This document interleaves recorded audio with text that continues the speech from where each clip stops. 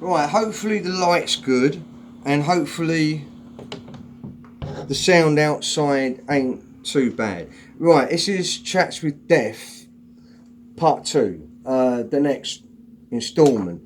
But before I get to the gunslinger bit, I want to start off with one of the nation's favourite poems, Ozymandias of Egypt by Pierce Bryce Shelley, who lived from 1792 to 1822.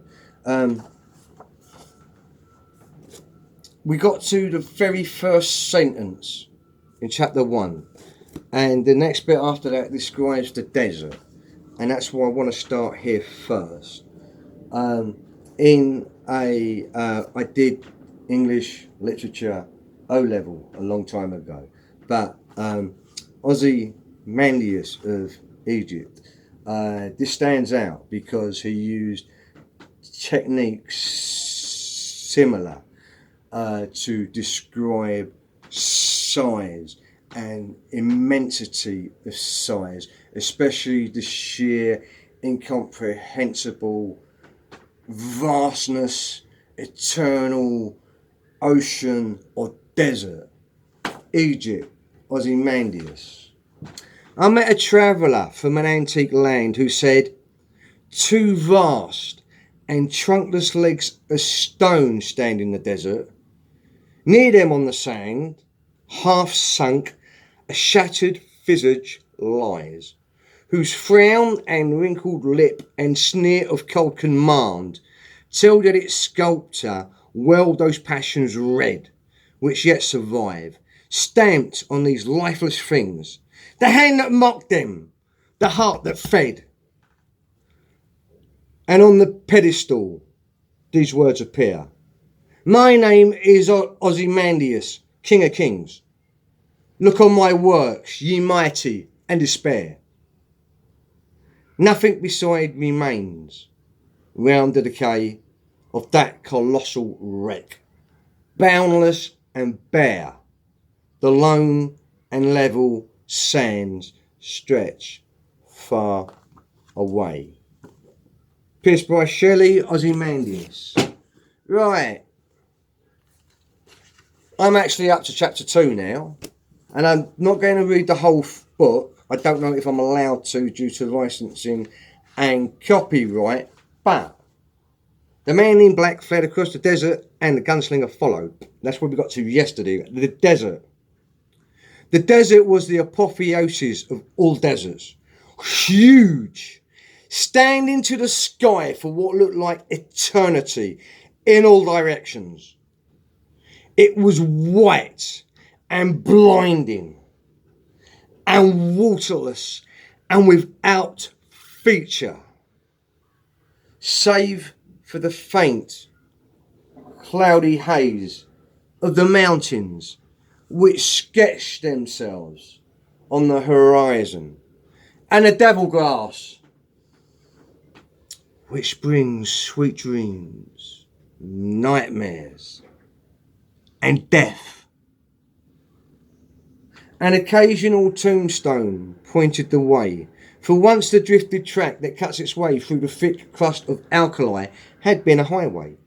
Coaches and buckers had followed it. The world had moved on since. The world had emptied. And the gunslinger had been struck by a momentary dizziness, a kind of yawing sensation that made the entire world seem ephemeral, almost a thing that could be looked through. It passed, and like the world upon whose hide he walked, he moved on.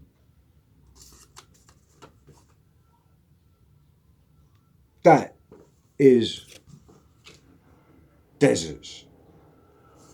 That, the one and only, the gunslinger desert, in a reality all of its own, with its own rules. Coffee, it's early morning, so no vodka. and my favourite black instant coffee. But when I go out today, I'm going to get fresh coffee beans. And part of my new normal is I want to stop with instant coffee and start to. I have a fresh coffee machine and I have a grinder to do coffee beans. So I'm going to learn how to make coffee properly from grinding from beans first. Something that I'm going to take time over when making my breakfast coffee in the morning. Not just rush it because I'm late for work. I'm going to smell the fresh coffee beans. I am giving up tobacco. This is one of the remnants of my last packet of tobacco, and it is just normal tobacco, nothing herbal in it, nothing illegal. And look, oi, don't mess with anything here. You can see I'm busy. My cat misbehaving. I don't want anything here broken. He's allowed to sit there. He's allowed anywhere in this room. But if I'm working here, the older cat knows just to lie down on the bed. Look, following a recent suicide attempt, I was forced to switch off my phone because I had upset friends, and they're contacting me to check I was okay. My garbled replies were just making it worse, making them more stressed. So I was forced to turn off my phone for a week so they could not phone me. And my job centre were understanding. They bought me a new phone. They say my phone's out of date, use it as a spare phone. As my phone was a spare phone, I was able to flog it and get 100 quid and get food. I still have an old phone spare, so my conscience is clear. But my new phone is not my phone. And though I have been trying to buy a case, the best I can do is get an old sock of mine and just do that. And it protects the phone. It's not my phone. The phone is my responsibility. I don't want to drop it and break it because it isn't my phone and I can't afford to fix it. And with these important people, whether from mental health or from other departments who want to help me, look, don't phone me out of the blue and expect me to give you you're important, right? Warn me that you're going to phone, then I can be ready and your call will be important and I will give you my full attention. But if while I'm walking down the street, the phone goes and some idiot says, "Hi, I'm John from a company I've never heard of," I'm going to say, right, that doesn't help. Who are you? Who referred you to me? Right, why didn't you say that in the first place? Now, let's start again. You have phoned me out of the blue. I want you have my phone number, you have my text number. Warn me, make an appointment, and then I can be ready for your phone call. I actually had someone shocked. You mean, are you honestly suggesting I should make an appointment? Yeah, I am. I really am. I grew up in care.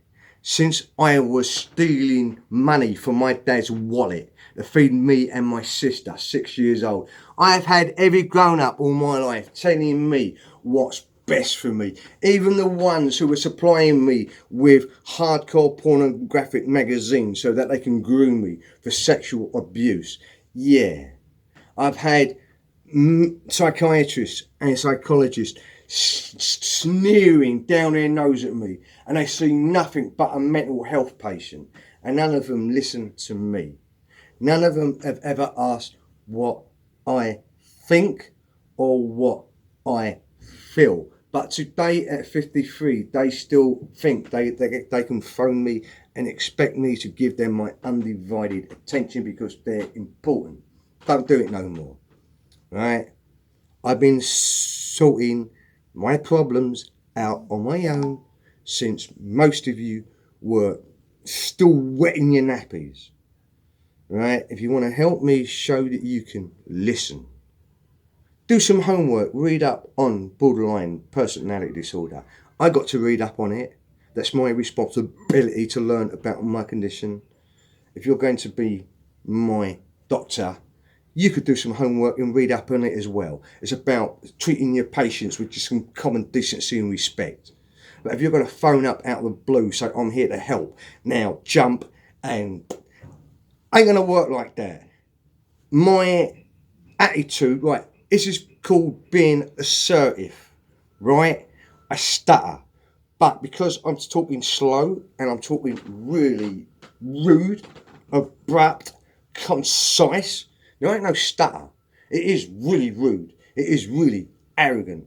But people who are used to being arrogant and having their way are shutting up in offence. Who do you think you are? I'm a doctor. I'm here to help you find a job. Yeah, you're here to help. Don't cause me stress. I'm ill with stress problems.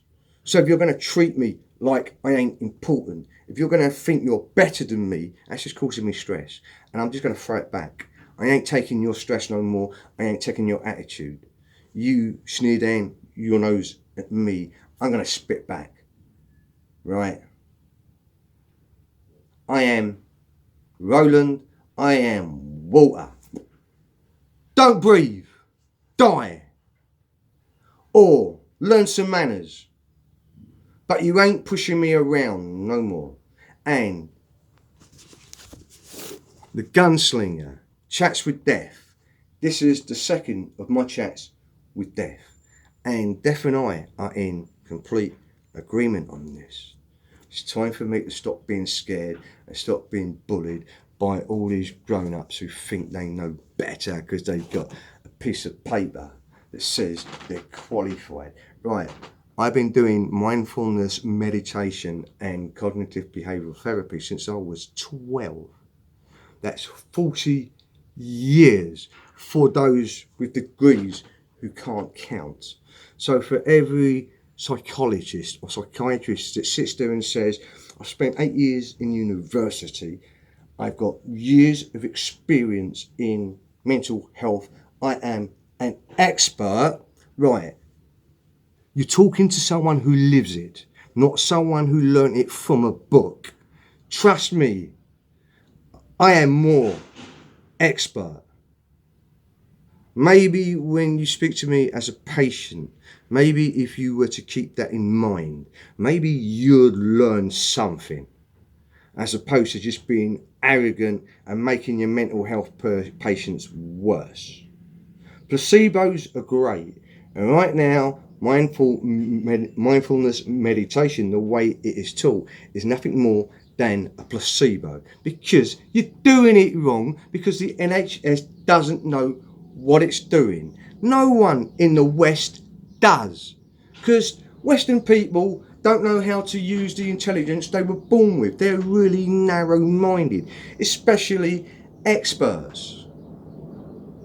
You want to learn about meditation? I ain't no guru. I don't claim to be, but I'll teach you how to do it right and you'll benefit. Because I'm going to tell you a plan first. And I'm going to tell you it's easy. What will I expect? You're going to see a film or a cartoon.